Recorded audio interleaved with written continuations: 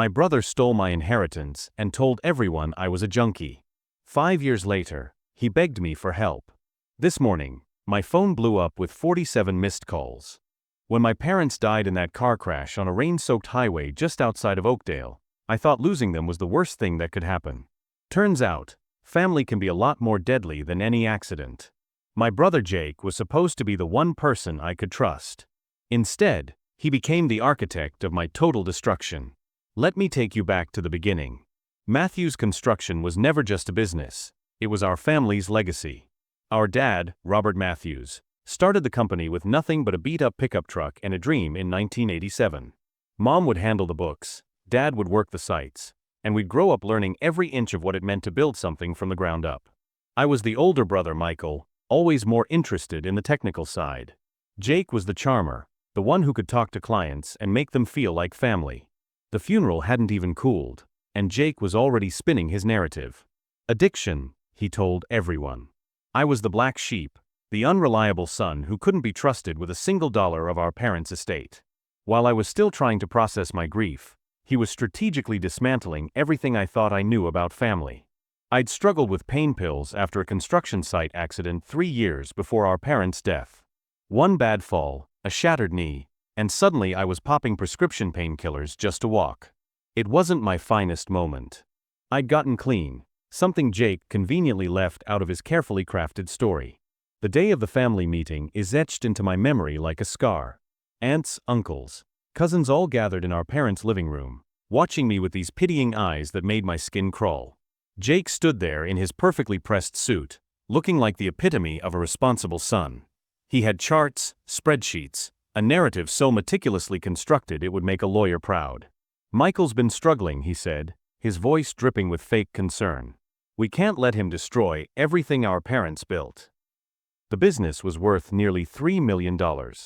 Years of contracts, reputation, relationships, all built by my parents' hands. And Jake was going to throw it all away to cut me out.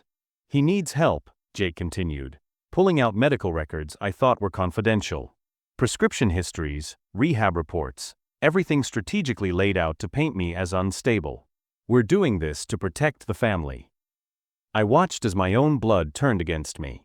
My Aunt Sandra, who used to slip me extra cookies as a kid, wouldn't even make eye contact. Uncle Frank, who taught me how to change a transmission when I was 14, just shook his head. The vote was unanimous. Jake would take full control of Matthews Construction. My inheritance? Reduced to a pittance. A trust that would only release funds if I remained clean, and followed a rehabilitation plan of Jake's design. I walked out of that meeting with nothing but the clothes on my back and a burning sensation in my chest. Not anger. Something colder. Something that would simmer and grow. Little did Jake know, I was about to become the most dangerous thing in the world, a man with nothing left to lose. The first year after losing everything was hell. Jake's carefully constructed narrative had turned me into a pariah. I watched as Matthews Construction, the company our parents had built with their sweat and dreams, continued to grow under his leadership. Social media became a minefield. Every time I tried to get a job, Jake's whispers followed me. I ended up working night shifts at a local warehouse, loading trucks and trying to rebuild my life from scratch. My phone would buzz with messages from old friends, most of them cutting contact after Jake's elaborate story about my unstable past. Addiction. Unreliability. Those words became my scarlet letter. My apartment was a tiny studio above a laundromat. Rent was cheap, and the constant hum of washing machines became my only consistent companion. I started documenting everything. Every conversation, every interaction, every piece of evidence Jake might have used against me. Old text messages, medical records, anything that could tell the real story. 6 months in, I bumped into Carla, an old family friend who worked as a paralegal. She was the first person who actually listened. Something doesn't add up, she told me over coffee, her eyes narrowing as I shared the details. The way Jake presented those medical records? That's not standard. That's deliberate. I'd been so focused on survival that I hadn't seen the bigger picture. Jake hadn't just taken the business. He'd systematically dismantled my entire life. The warehouse job paid barely enough to survive. My construction skills were gathering dust. My engineering degree, something I'd worked hard for, seemed like a distant dream. But I was collecting something more valuable than money: information. Jake's social media became my inadvertent intelligence source. LinkedIn updates about business expansions. Instagram posts of company events. Every image was a piece of a puzzle I was slowly putting together. I started taking online courses at night. Cybersecurity. Forensic accounting. Business law. Jake thought he'd broken me, but he'd only given me time to prepare. My sister Emma was the only family member who still spoke to me. Occasional text messages, careful and measured. Be careful, she'd warn. Jake has a lot of influence. But there was something else in her messages. A hint of something. Guilt, maybe. Or knowledge. The breaking point came a year later. A random LinkedIn connection. A message from someone who knew someone who worked at Matthews Construction. Tiny threads of information started to unravel. Jake wasn't the saint he portrayed himself to be. The business wasn't growing through hard work. There were shortcuts. Questionable contracts. Potential violations that could destroy everything he'd stolen from me. I wasn't looking for revenge. Not yet. I was looking for justice. My carefully constructed plan was about to begin. And Jake had no idea what was coming. 2 years after losing everything, I had become a ghost. Not defeated, but carefully observing. My nights were spent digging, connecting dots that Jake thought were safely buried. The breakthrough came from an unexpected source. Mark, a former project manager at Matthews Construction, reached out through a LinkedIn message. We met at a dingy coffee shop on the outskirts of town, Mark looking over his shoulder like he was about to be caught doing something illegal. I shouldn't be telling you this, he said, sliding a USB drive across the table. But someone needs to know the truth. The drive contained something Jake never expected anyone to find. Detailed financial records showing a pattern of fraud that went beyond simple business manipulation. Falsified insurance claims. Kickbacks from suppliers. Contracts that skirted legal boundaries, some that crossed them entirely. Mark had been keeping receipts. Literally and figuratively. Jake's been cooking the books for years, Mark whispered, his hands shaking slightly. Your parents would never have approved. There are contracts here that would make them roll in their graves. I learned that Jake hadn't just stolen the business.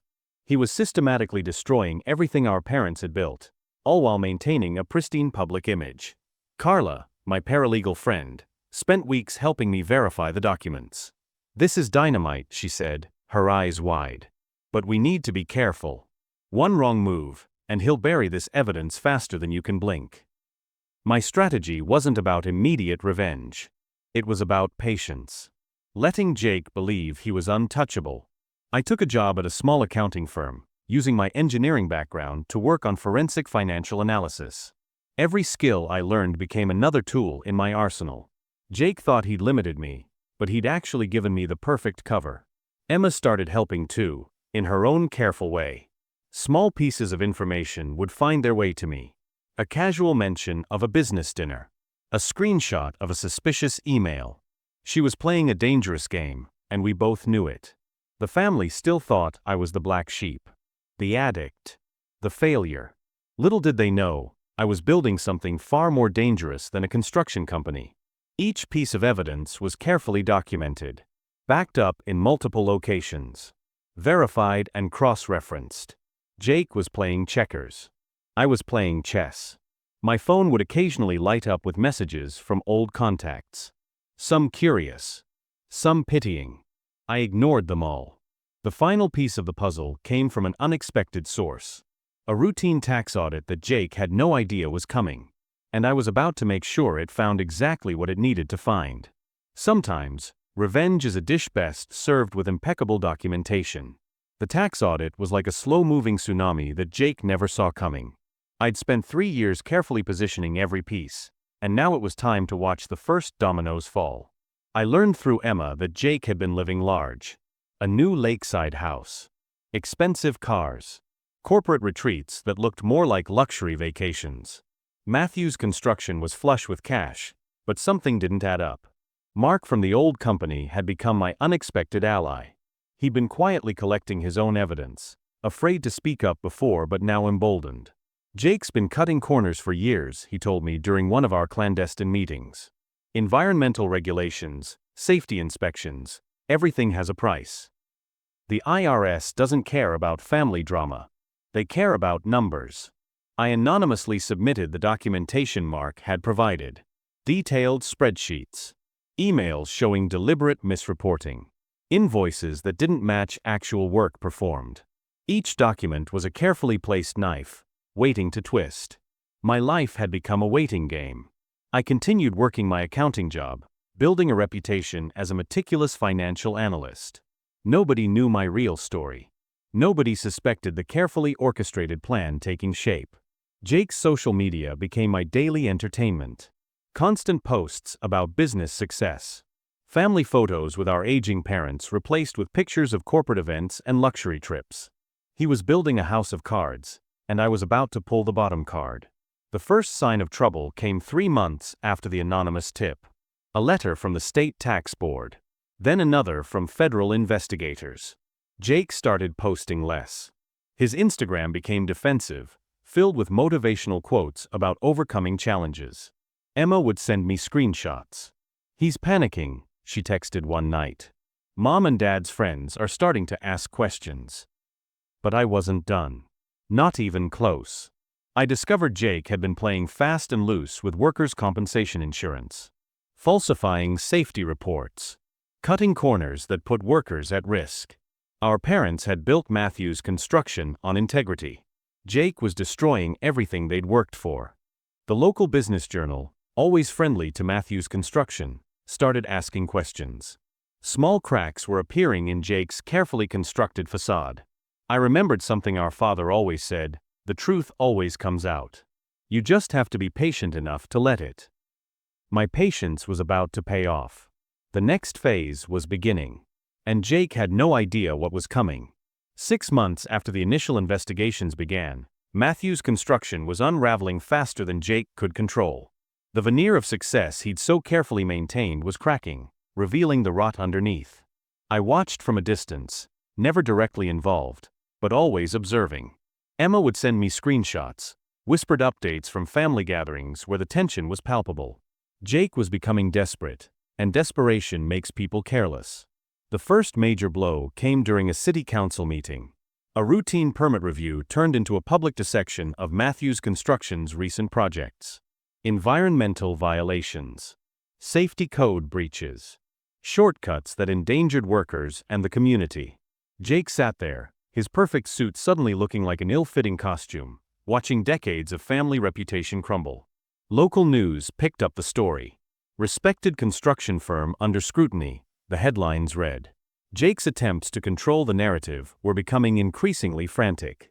I saw his social media transform from confident posts about success to defensive, almost manic explanations. His wife, Lisa, started pulling away. I heard through family channels that she was meeting with lawyers, quietly exploring her options. The perfect marriage Jake had showcased was showing its first real cracks. The IRS investigation was relentless. Each document I'd carefully prepared was like a guided missile, targeting the weakest points of Jake's financial empire. Forensic accountants began digging into years of records, finding discrepancies that went far beyond simple accounting errors. What Jake didn't know was that I'd been playing a long game.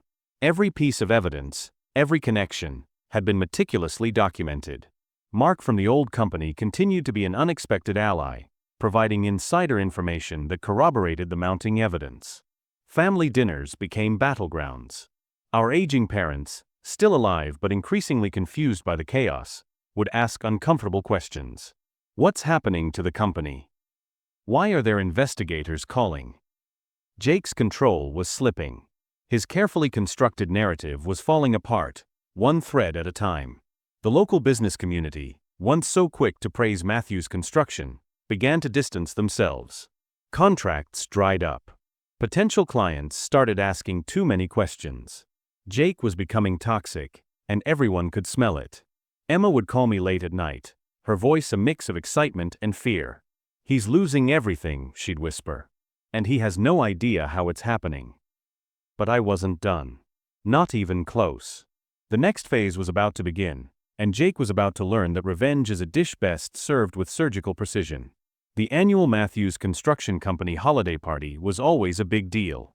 This year, it would be different. I'd been planning this moment for years, and every detail was meticulously prepared. I arrived early, dressed in a tailored suit that would have made my father proud. Nobody recognized me at first. The black sheep had transformed into something else entirely.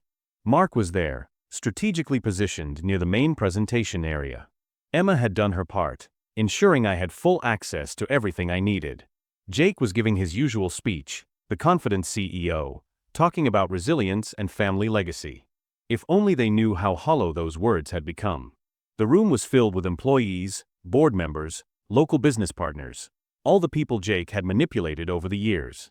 But tonight, the narrative would change. I had a USB drive. Not just any drive, but a carefully curated collection of evidence. Financial records showing years of fraud. Environmental violation reports. Falsified safety inspections. Emails that proved Jake had been systematically destroying the company our parents had built. The moment came during Jake's toast. I walked to the main stage, my heart racing but my hands steady. The room went silent. Jake's face went from confusion to fear in seconds. "Ladies and gentlemen," I began, my voice calm and clear, "I'm Michael Matthews." The brother Jake tried to erase. You could hear a pin drop. I connected the USB drive to the main presentation screen. Document after document began to flood the massive display. Bank statements. Falsified invoices. Emails showing deliberate fraud. Years of Jake's lies, exposed in high definition for everyone to see. The room erupted. Board members were checking their phones, verifying the documents. Employees were whispering, pointing. Jake's wife Lisa stood up, her face a mixture of shock and recognition. These documents show how Matthews Construction has been systematically defrauding clients, violating environmental regulations, and putting workers at risk, I continued. This isn't just about me. This is about the legacy our parents built, and how Jake destroyed it. I had copies for the local news stations, for the IRS, for the State Business Regulatory Board. This wasn't just exposure, this was total destruction. Jake tried to interrupt, to challenge me, but the evidence was overwhelming. His carefully constructed world was crumbling in real time, with every single person he knew watching. The company's stock began to plummet in real time. Phones were buzzing with alerts. Investors were already pulling out. As security approached me, I locked eyes with Jake. No anger. No triumph. Just a cold, calculated satisfaction. Some people might call this revenge. I called it justice. The fallout was swift and absolute. Within 48 hours, Matthews Construction was essentially destroyed. Jake's carefully constructed life collapsed like a house of cards, each piece falling with a precision I'd spent years engineering. The state attorney general opened a full investigation. Jake was served with multiple lawsuits, from former clients, from employees, from environmental protection agencies. His legal team was overwhelmed, fighting battles on every front. I received a call from our parents. Not angry. Not disappointed. Just tired. "How could you do this to your brother?" Mom asked, her voice trembling. "How could he do what he did to me?" I responded simply. Emma was the only one who truly understood. She'd been my silent ally throughout everything, collecting her own evidence, supporting me in ways nobody else had. Jake's wife filed for divorce within a week. The settlement negotiations were brutal. She wanted nothing to do with the financial disaster he'd created. Their perfect suburban life was reduced to legal documents and divided assets. The local news ran the story for weeks. Local construction firm collapses in massive fraud scandal, the headlines blared. Jake went from respected businessman to pariah overnight. I didn't celebrate. This wasn't about victory. This was about justice. My accounting firm saw an unexpected benefit. Clients began seeking me out, the man who exposed corporate fraud, who stood up to family betrayal. The very skills Jake had tried to discredit became my greatest asset. Our parents' legacy wasn't the building company. It was something far more important, the truth. Jake tried to reach out multiple times. Desperate emails. Angry voicemails. Threats of legal action. I ignored them all. The final blow came when the state revoked Matthews Construction's business license. Years of fraud, of cutting corners, of destroying everything our parents had built, all exposed in excruciating detail. I received a message from Mark, the former employee who had been my first ally. "It's done," he wrote. "Justice served." But justice isn't about revenge. It's about making things right. I looked at the photo of my parents on my desk. The Matthews name would mean something again. Just not in the way Jake had imagined. 1 year after everything fell apart, I found myself sitting in my new office. Not just another accounting job, my own firm, built from the ground up, specializing in corporate integrity and forensic financial analysis. The irony wasn't lost on me. Jake had tried to destroy me, and instead, he'd given me purpose. Our parents had moved to a smaller house. The weight of Jake's betrayal had aged them, but there was a strange peace between us now. Mom would call occasionally, her conversations careful but genuine. Dad rarely spoke, but I could hear the respect in his silence. Emma became my business partner. Together, we built something our parents could be proud of, a company founded on the principles Jake had abandoned: integrity, transparency, hard work. Jake? Last I heard, he was working as a night shift manager at a local warehouse. The mighty had truly fallen. His wife remarried. His children were being raised by a man who understood the meaning of family. I didn't feel triumph. I felt something more profound: closure. The Matthews name would mean something again. Not through construction, but through rebuilding lives, protecting businesses, exposing the kind of fraud that destroys families and communities. On the anniversary of the day I exposed everything, I received a package. Inside was an old family photo, me, Jake, our parents. Before everything fell apart. I didn't throw it away. I didn't burn it. I simply placed it in a drawer, a reminder of what was lost and what could be rebuilt. Some people might call this revenge. I call it survival. I learned something important. The best way to get back at those who try to destroy you is to build something they could never imagine. To rise, not in anger, but in purpose. My phone buzzed. A new client needed help investigating potential corporate fraud. Just another day at the office. I smiled.